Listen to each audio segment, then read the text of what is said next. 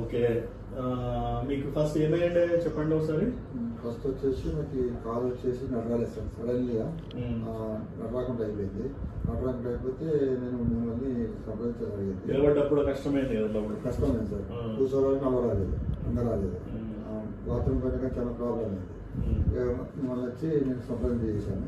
నాకు ఈ ట్రీట్మెంట్ ఇచ్చారు సార్. ఇప్పుడు కొద్దిగా అంత రిలీఫ్ ఉంది సార్. సర్జరీ అడ్మిట్ అయిన రోజు చేసామా నెక్స్ట్ డే చేసాం? 2 days చేశారు సార్. 2 days చేసాం. చేసిన రోజు సాయంత్రం నాకు వాకింగ్ చేయించారు సార్. వాకింగ్ నడిపించారు సార్. Very good. కొద్దిగా నాకు రిలీఫ్ అయిపోయింది సార్. ఓకే, మీకు ముందున్న ఇబ్బందులు అని పోయినాయా? మీకు ఏమైతే కిందికి వచ్చే నొప్పి నొప్పులు ఏం లేదు సార్. నడుస్తారు, పని చేసుకుంటున్నారా ఇంట్లో? పని చేసుకుంటున్నాను సార్. ఒకసారి నడుస్తారా?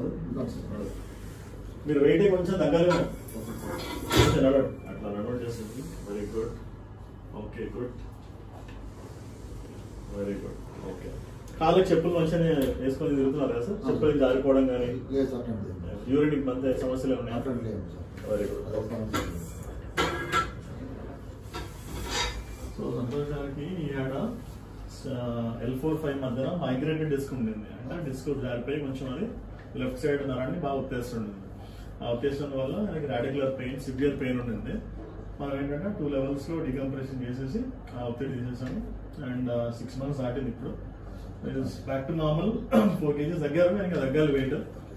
So is doing exercises and work start చేసిందా సార్? Okay, very good.